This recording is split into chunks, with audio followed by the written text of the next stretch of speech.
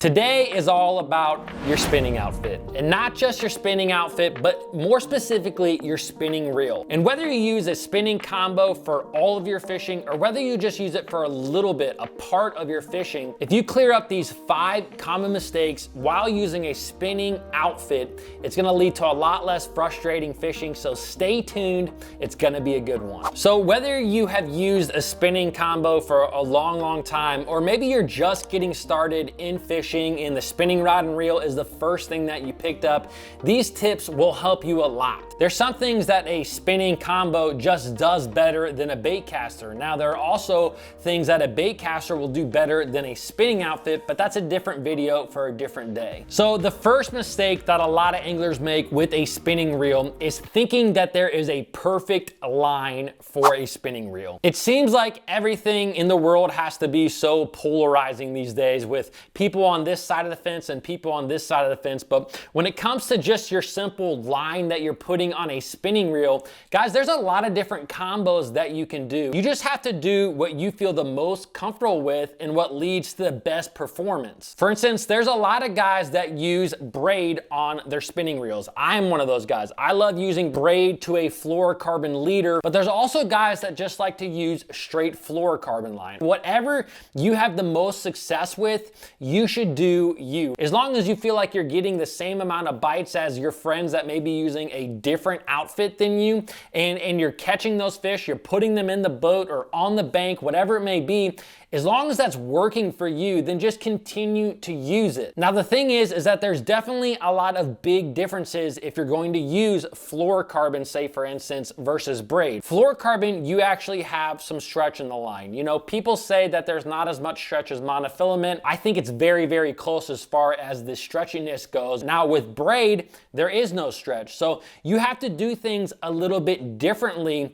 when you use braid than versus when you use fluorocarbon. If you use a braided mainline to a fluorocarbon leader, the only thing that's gonna stretch is that fluorocarbon. So sometimes you have to use a little bit softer rods to kind of absorb some of that energy on the hook set. There are actually certain lures that you wanna use a straight fluorocarbon line with. For instance, if you're using a spy bait and you're fishing it in pretty deep water, say you're fishing it in 15, 20, 30 foot of water, you want that line to get down with your spy bait. So using braid in that case isn't the best option. Now, if you're fishing a spy bait really high in the water column, you can get away with using braided line because it's not going to impact the action of that bait as much. But for the most part, with a number of different techniques, it really doesn't matter a lot of times if you use fluorocarbon or braid. Just stick with what you know and what you love. Now, if you're just getting started in fishing and you're like, well, that doesn't really give me any direction to go, I'm going to tell you to go with the braided line to a fluorocarbon leader. And although it may be a little bit more expensive up front, as in braid costs more than that fluorocarbon, that braid's also going to last you 3 years,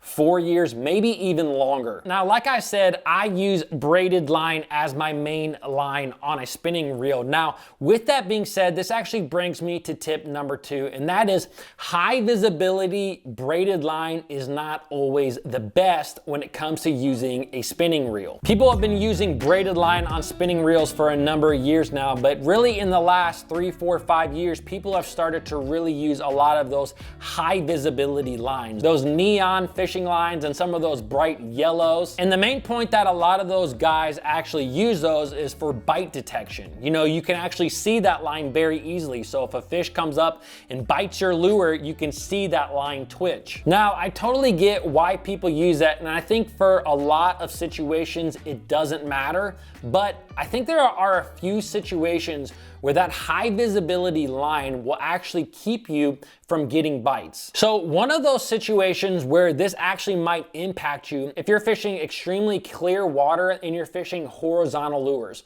Horizontal lures are basically, as it implies, the lures that you bring through the water horizontally, like a spy bait or a swim bait, or like one of those black marabou hair jigs for smallmouth. If you're fishing a horizontal lure through the water column, as you're bringing that lure in, that fish sometimes is seeing that line before they see the bait. So if you're using a very high visibility line, some of those really bright neons in clear water, those fish are gonna be able to visibly see that line, and it could scare them or make them less likely to bite your lure. Now, like I said, a lot of times this may not make a difference in the world. The fish are just dumb, right? They're just gonna hit that bait. But I think when you're fishing those situations, anytime that I think that the bass could possibly see my line before they see the bait, I'm gonna make sure that I'm using that greenish, that dark green line, because it's going to blend in better. Now, if you're fishing a drop shot vertically and you're going straight down, that fish is never gonna see your line in the first place, so you don't have to worry about it then. Again, it's a very situational thing, but sometimes that high visibility line may cause you to not get as many bites. Now, something that can happen if you're using braided line on a spinning rod is every now and then you're gonna have those really awful bird's nests, right? Where you go to cast and all of a sudden you have 3 different lines coming out of your spinning reel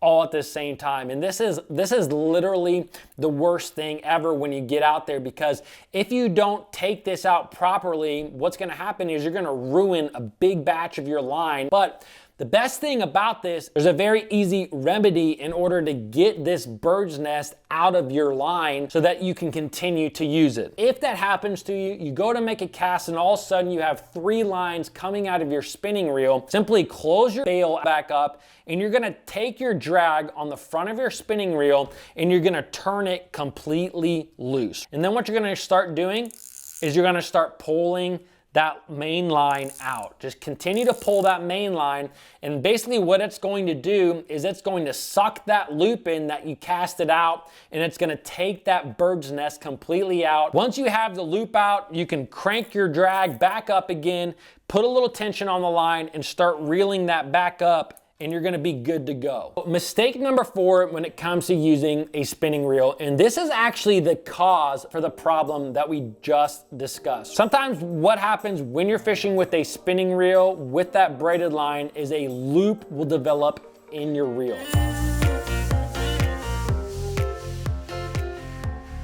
Sometimes you're just gonna see a little loop off to the side of your spinning reel, and sometimes you're actually gonna see your line go across the top, kind of where your drag is sitting. Now, if you let that sit on there, that's what's gonna cause that huge bird's nest where you have basically what it looks like 3 different lines coming out of your spinning reel. So the question becomes, how do you avoid that? How do you avoid those loops that get created in your spinning reel? So the big mistake here is not having tension on your line when you go to reel, and that's happens at a lot of different times during your cast. Most people know that when you make a cast, you shouldn't just click your reel over like that. You need to manually flip your bail over. That's one thing that can create that loop. Why that creates a loop is because your line is a lot of times slack when you just start reeling. So anytime you are out there fishing with a spinning reel, you should always reel your line in with a little bit of tension on the line. So one thing that a lot of guys don't think about is we go to make a big long cast out there,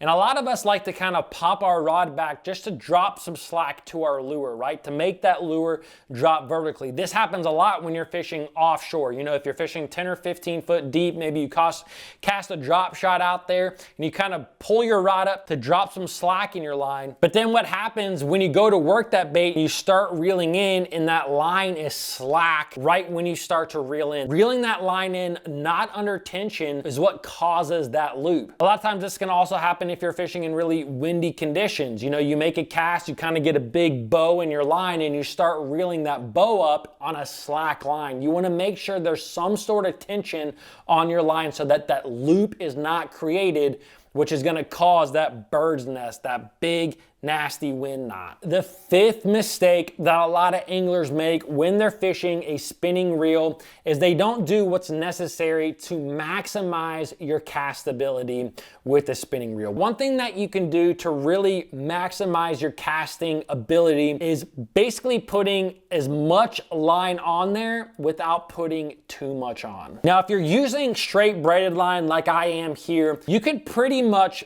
fill that spool up all the way. I usually leave, a fragment, about a 1/16 of an inch actually still showing. I want to fill that sucker up as far as possible because simply having that filled up on there, you're gonna get a lot further distance on a cast, like substantially. You may not think so until you do it. Now, if you're using monofilament or you're using fluorocarbon line, you want to leave a little bit more than a 1/16 of an inch. I would say you want to leave about an 1/8 inch showing on that reel. Otherwise, what's going to happen is that line is going to want to really jump off the spool when you put it on there. But make sure when you put that line on your spinning reel that you basically go as much as you can without going too much, because too much, you're going to have a lot of issues, but not enough, you're going to really harness your ability to make long casts. Now, the other thing that impedes your cast ability when you're using a spinning reel is your line diameter. The smaller diameter of line that you use on your spinning reel,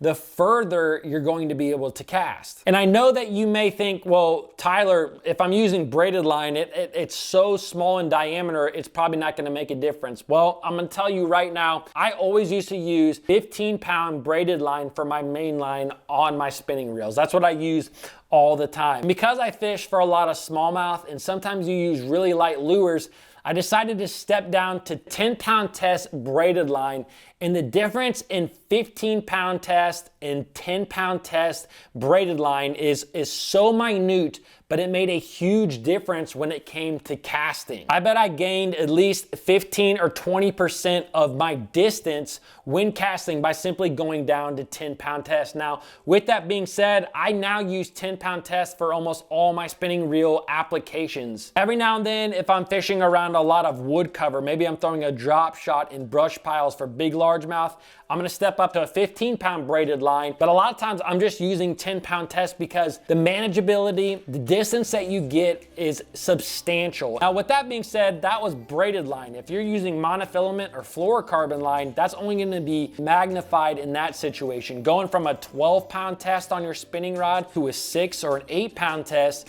you're really gonna get a lot of castability out of it. I think that these 5 tips will help you a lot when using a spinning reel. If you guys wanna watch a video of me actually using this spinning reel on a local lake, fishing from the bank and catching some bass, you can click this video right here. Please subscribe to the channel, comment below, and I'll see you guys in the next video.